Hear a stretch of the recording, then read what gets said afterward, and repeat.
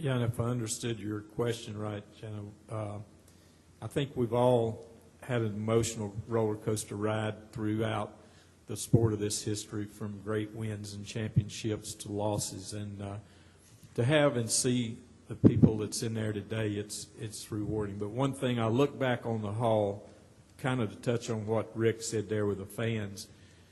When I was in this sport, I can remember us having maybe 1 million or 2 or 3 fans out there back in the real, mid 60s, and today we've got 75 million race fans, and this is going to give them an opportunity to come and see what built the sport that they love so great.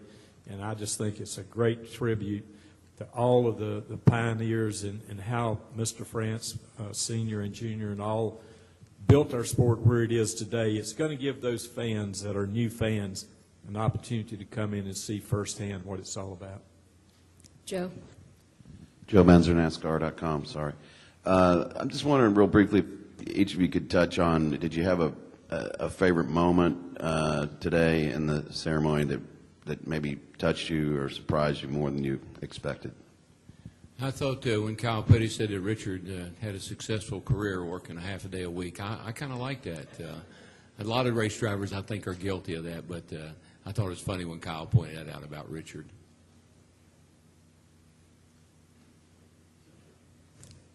I think there were just so many things.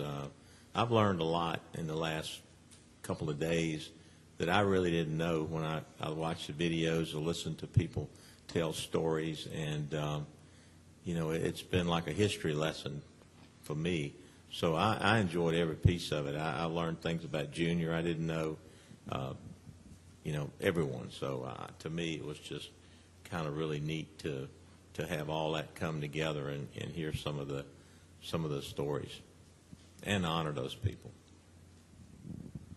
I go along with what Rick said. There were so many, I couldn't sit here and pick out any one. It was just amazing to listen to some of those stories, especially from people you grew up as not that we're that much younger, but that you grew up admiring, Richard Petty and Junior Johnson and the France family. It was just great to hear those stories and be part of Dale Earnhardt's history.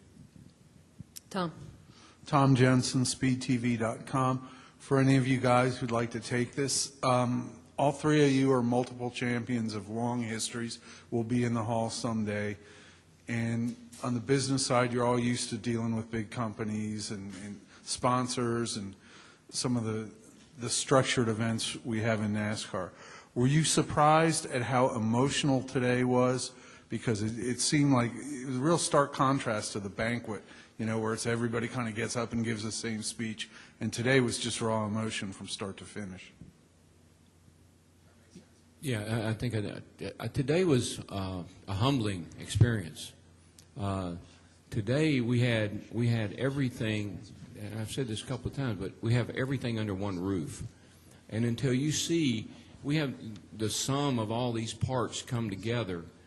And I was sitting there thinking about it, just myself, how dare me criticize things that NASCAR has done, because when I look at the size of this venue, look at what's been accomplished here, it really kind of brought it all together for me to realize how NASCAR and how the France family has visioned this sport all along. We all, I think most of us, I don't know about all of us, but a lot of us, we kind of think that the things they do and the way things go are directed right at you. It's like, that's a bad rule. I don't like that rule because it affected me, or that's a bad decision, and I don't like that decision because it affected me. But I've said this before, and today brought it all all too clear to me was it's about all of us. It's not about one of us. It's not about Rick, Richard, any of the 5 that got in today. It's all of us have helped NASCAR build something as big as this is, and this is big. We're going to take 2 more questions. I see a hand in the back. If we can get a microphone to the gentleman with the red tie, and then we'll take 1 more from the floor for these 3. Can I add to his what he said a minute ago. You sure can.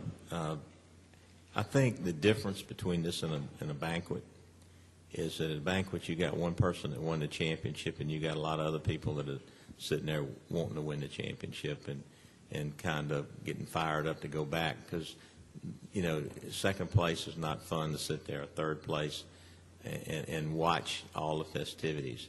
So you got one happy champion and everybody else is motivated to go whip him.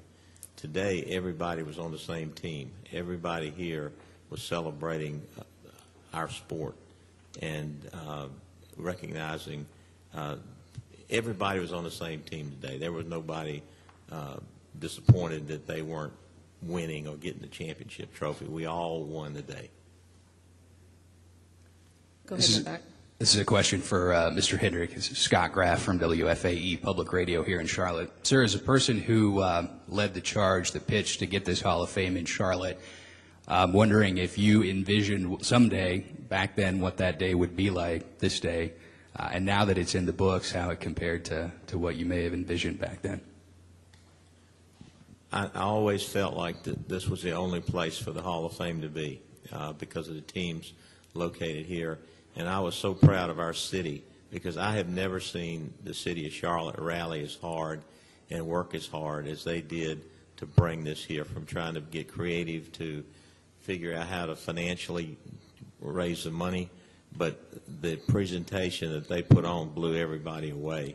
And I had no idea it was going to be as magnificent as it is.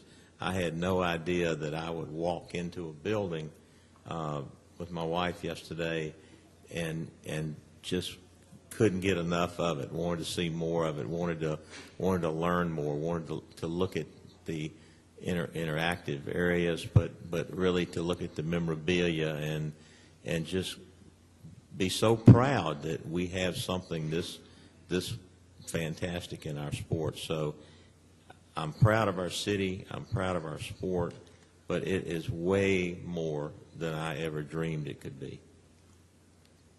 Who has the last question for these three? No one? Gentlemen, congratulations. Wonderful day. Thank you for joining us. We'll welcome Brian France and Lisa France Kennedy.